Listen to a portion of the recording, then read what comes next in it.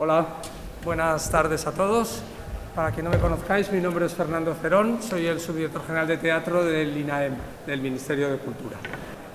Muchas gracias por asistir esta tarde a la presentación de los dos premiados Calderón. Por un lado vamos a hacer la presentación del libro. Me gustaría que lo pusierais, que estuviera así, podríamos haber puesto unos cuantos. Del libro recién editado de la última premiada y la presentación del nuevo premiado, en el que evidentemente no tenemos todavía editado el libro. Sabéis que el Premio Calderón para el Ministerio de Cultura es una de las actividades fundamentales de proyección de la dramaturgia española contemporánea. Es un premio ya de muy larga tradición que ha consagrado a muchos autores que hoy en día están en escena permanente en nuestros escenarios.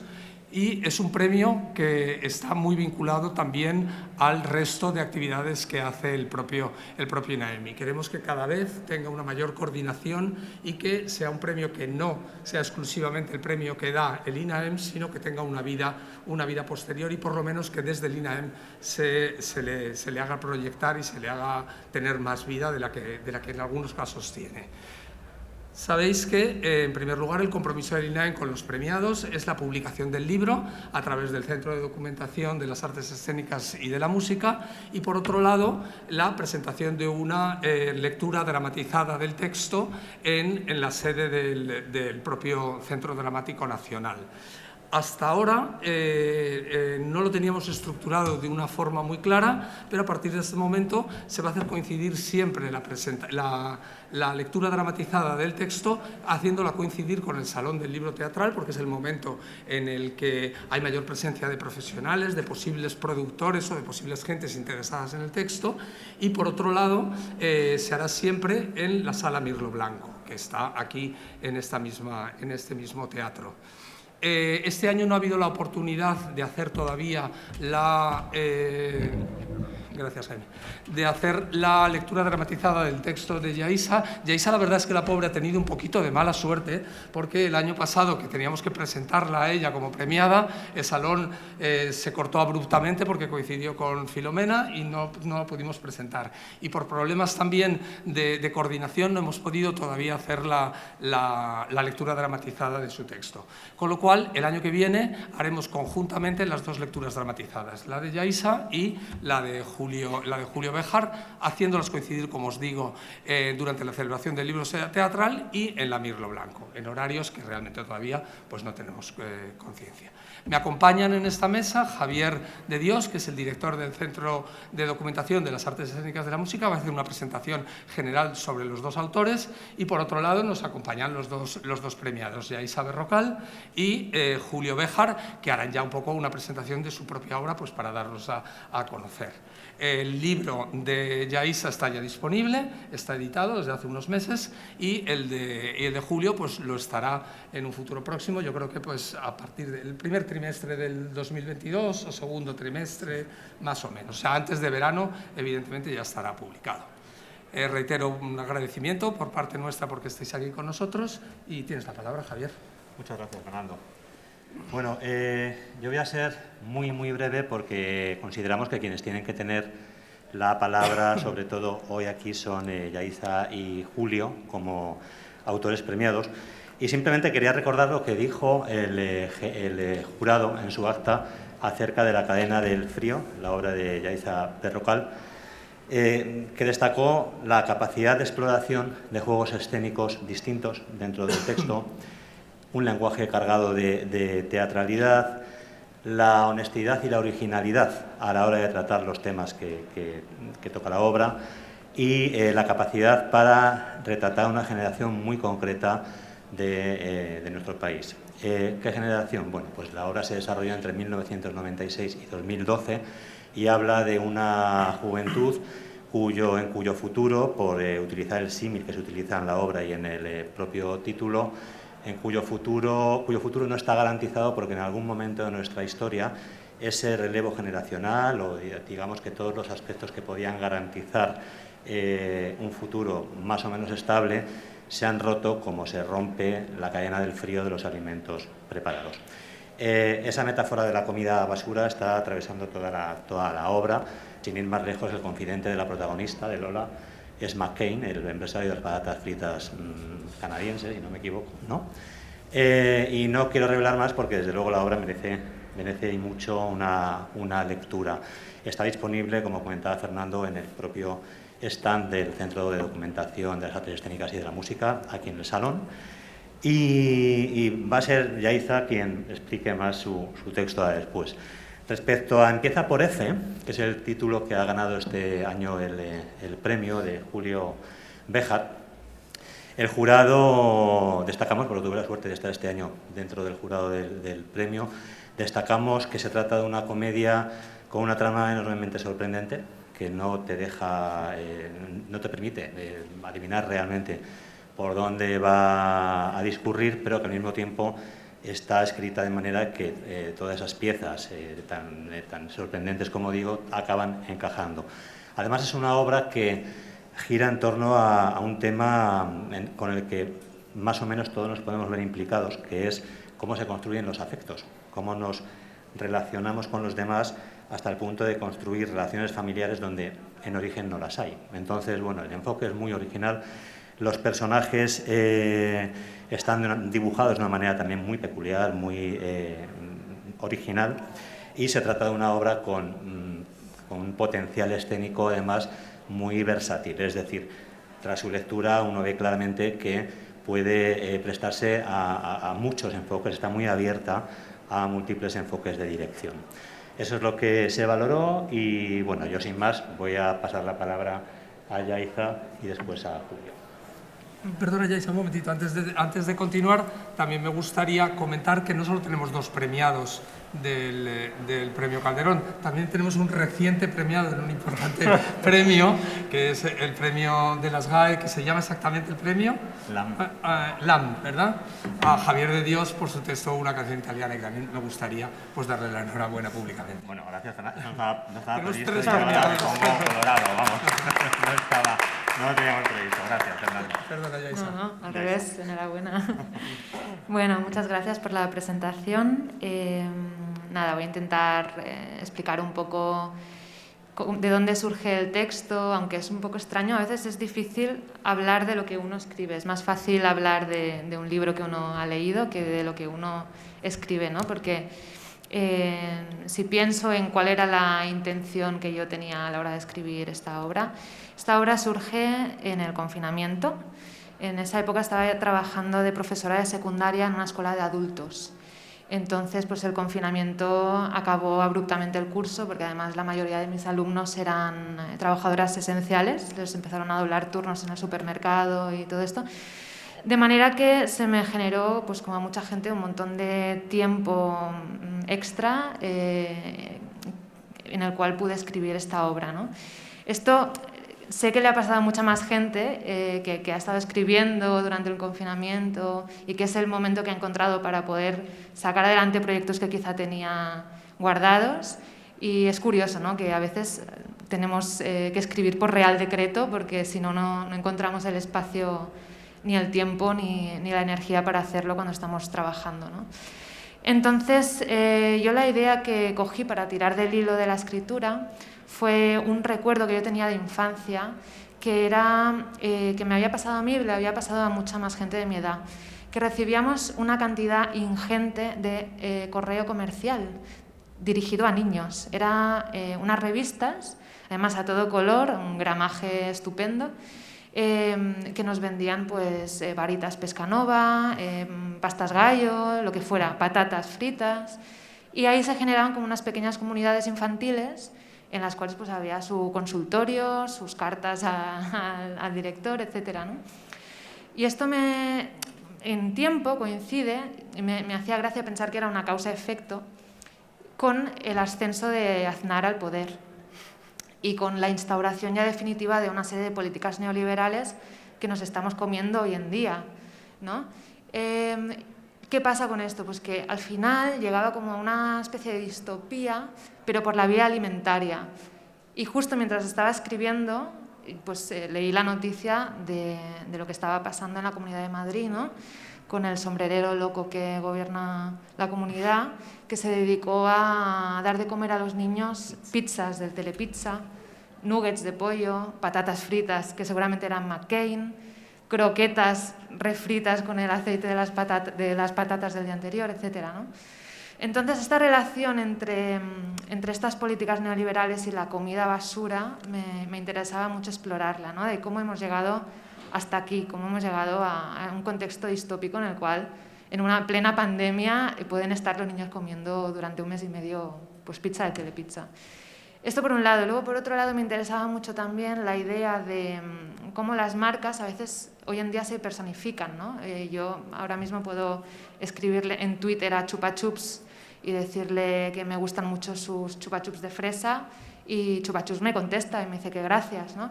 Esta relación de una persona con una marca en la cual puedes interactuar con ella, puedes hablar, puedes contarle tus cosas, te puede contestar, me hacía pensaba que tenía mucho juego para construir un personaje, ¿no? También porque hoy en día las empresas de marketing básicamente se dedican a generar relatos, a generar historias alrededor de la marca, ¿no? Y narrativas en las cuales las personas quieren entrar. Entonces, ¿cómo sería un personaje, me pregunté, que realmente respondiera a estas demandas, ¿no? Que respondiera a una narrativa propuesta por una marca, que se sumergiera en ella, se sumergiera en el deseo que proponen estas marcas y que desde dentro lo violentara sin querer, ¿no? Como que te lo creyeras tanto que acabaras violentando ese mundo de fantasía que te proponen las marcas. Y así fue como construía el personaje de Lola, que es la protagonista, que es una chica que está en una entrevista de trabajo realmente. Al final la obra es una entrevista de trabajo en la cual Lola le contesta las preguntas de McCain y a través de estas preguntas reconstruye toda su vida desde el 96 hasta 2012, ¿no? Y el último tema también que trataba en la obra, que ya doy paso a Julio, era el tema de la memoria, que esto también me interesó mucho a la hora de construir la estructura de la obra. ¿Cómo construimos la memoria? Cómo una sola persona no es capaz de construir la memoria. Para construir memoria necesitamos confrontar otros relatos, ver otras historias de personas que quizá damos por perdidas, ¿no? Como a veces en la familia eso ocurre. Y para generar esta historia hace falta pues, un ejercicio de valentía o de coraje, que es un poco el conflicto, yo creo que tiene Lola a lo largo de toda la obra. Como el esfuerzo que hace falta para escuchar otra historia y generar así una memoria más honesta, ¿no? Más verdadera. Y bueno, y con todo esto que he contado, yo en realidad al final tampoco sé muy bien qué he escrito. Hay gente que me dice que es una comedia, que le hace mucha gracia. También hay quien me ha dicho que le parece terrorífico, en el sentido de que le resulta siniestro lo que hay, ¿no? Entonces, bueno, es un poco elige tu propia aventura, así que si lo queréis leer, pues ya me diréis vosotros qué leéis. Así que nada, muchas gracias. Ahora le doy la palabra a Julio, que antes le contaba que cuando yo leí su obra me emocioné porque es un texto realmente muy sincero y muy honesto y yo creo que es de lo mejor que se puede conseguir en teatro, ¿no? Que algo emocione y que sea sincero y honesto. Así que... Sabéis que precisamente este año tanto Javier como Yaisa como última premiada, que siempre es tradición, pero Javier también formaban parte del jurado y yo mismo formábamos parte del jurado en el que hemos elegido el texto de Julio. Julio, tienes la palabra. Después, cuando termine Julio, sí que iniciaremos un diálogo para que los que habéis leído el texto de Yaisa, imagino que el de Julio al menos, pero bueno, se puede establecer un diálogo entre vosotros. Julio. Pues muchas gracias, Yaisa. Gracias a las administraciones y a las personas que hay en las administraciones por hacer todo esto posible. Empieza por F. Es una comedia que escribo a raíz de la muerte de mi padre. Mi padre se fue de una manera genial porque lo último que dijo fue un juego de palabras. Estábamos todos en la habitación del hospital y mi madre le preguntó a mi padre, Julio, pues yo me llamo como mi padre, Julio, ¿me quieres? Y mi padre dijo, alfileres. ¿Me quieres? Alfileres. Me ajuntas, sacapuntas. O sea, mi padre se murió con un juego de palabras como una manera de decirnos que no nos tomáramos la muerte demasiado en serio. Yo por entonces estaba estudiando dramaturgia en la RESAD y cogí un tren de Madrid a Almería. Tuve suerte, mi padre me esperó. Y cuando yo entré en esa habitación de hospital, claro, yo venía pensando que las últimas palabras de mi padre serían una frase trascendental, shakespeariana, que me ultrapasara la existencia, pero finalmente la realidad acabó superando la ficción y lo que tenía deparado era un juego de palabras para niños. Así que nada, cogí el testigo y me puse a escribir Empieza por F, que trata de un hijo que quiere cumplir la última voluntad de su padre, que es concursar en pasapalabra. De hecho, la estructura de la obra está inspirada en el rosco de pasapalabra. O sea, la obra tiene 25 escenas, como 25 letras tiene el rosco. Una estructura circular, como circular también es el viaje del héroe. Y entonces, padre e hijo inician un viaje que supondrá un acercamiento del uno al otro después de una vida distanciados por la falta de comunicación. Y durante el trayecto conocerán a Noelia, que es una mujer que trabaja como familia de acogida, y a Nino, un niño que tiene... Bueno, Nino es el niño a quien Noelia acoge. Nino tiene un síndrome que se llama el síndrome del niño sacudido. Este síndrome existe de verdad. No es ni autismo ni Asperger, es un síndrome que ha provocado en Nino una gran pasión por Nino Bravo. Y, de hecho, Nino se comunica con el mundo, el personaje, usando únicamente frases de canciones de Nino Bravo. Cuando a Nino le preguntan la edad, Nino responde, tiene casi 20 años y ya está cansado de soñar. Estos 4 personajes se conocerán en el arcén de una carretera y, como dice el jurado, construirán sus afectos. Este era el texto que yo tenía pensado escenificar en cuarto de dramaturgia de la RESAC como mi trabajo fin de carrera, y ya lo tenía todo armado. Tenía a Che Telera para hacer de padre, tenía a Mario Patrón para hacer del hijo, que está ahí sentado, tenía a Pilar Calvo para el espacio sonoro, a Víctor Longas para las luces, las videoproyecciones, y tenía fecha de representación que iba a ser el 26 de abril de 2020. Pero como todos sabemos, un mes antes llegó el fin del mundo. Así que ni se hizo la obra, perdimos la oportunidad de hacerlo en la RESAD, pero ganamos un calderón, que bueno, podemos llorar por un ojo. Además, la forma en la que se me comunicó el premio fue muy divertida. Era por la tarde, antes del puente de noviembre, el jueves 30, y estaba en la Casa Teatro, donde vivo, aquí muy cerca, en la calle Arganzuela, procrastinándome en Instagram, haciendo una publicación de una obra que vamos a hacer ahora en casa, en la Casa Teatro, y de repente me entró una llamada al móvil de un número muy largo, pensé que era el médico que me llamaba para darme la fecha de la segunda vacuna. Y era el INAEM. Y era, claro, el señor ministro de Cultura y Deporte del Gobierno de España llamándome para decirme que había ganado el premio, ¿no? Nos costó localizarte, ¿eh? Ajá. Nos costó, no fue fácil. Y tengo un problema con Instagram, tengo una edición muy fuerte. Pues me gustaría terminar con la colaboración de Yaiza, leyendo un fragmento de la escena O de Oportunidad, en la que los 4 personajes pasan la noche en un camping, pero ni Noelia ni el hijo se pueden dormir.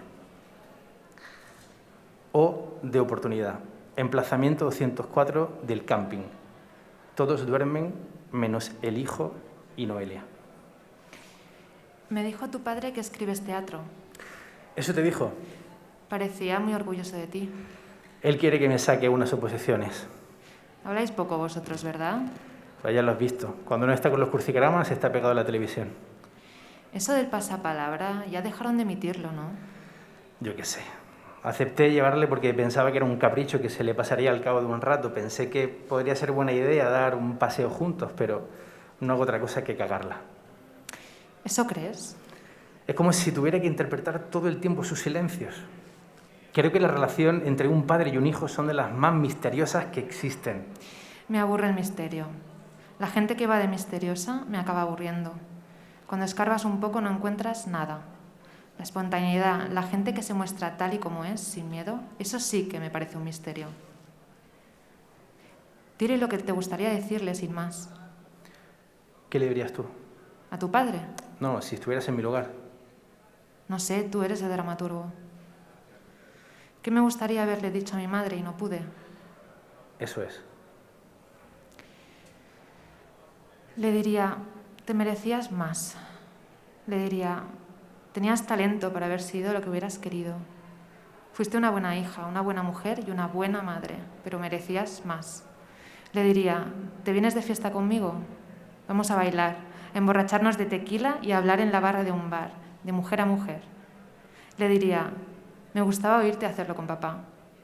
Me hacía pensar que tú eras feliz, que aún nos quedaba deseo, que éramos indestructibles. Le diría, me alegro de que tuvieras una aventura con aquel hombre, aunque papá fuera maravilloso, aunque tú le quisieras y él a ti.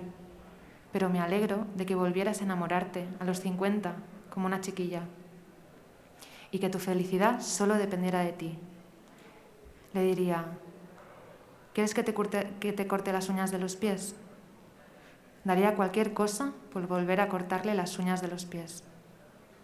Le diría, vamos juntas de viaje a Venecia o a Cuenca, donde sea, pero vámonos de viaje, juntas, donde sea. Dicen que es muy bonita. ¿El qué? Cuenca.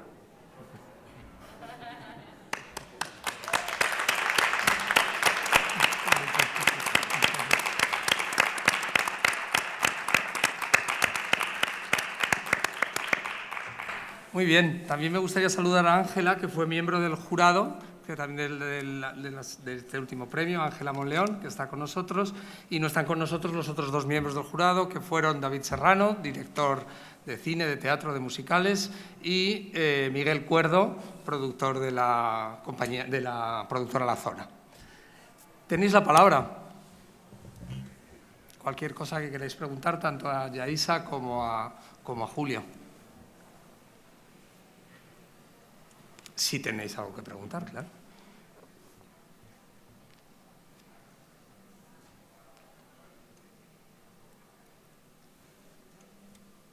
Bueno, pues entonces lo hacemos en el ámbito del salón, más que en el ámbito de la mesa.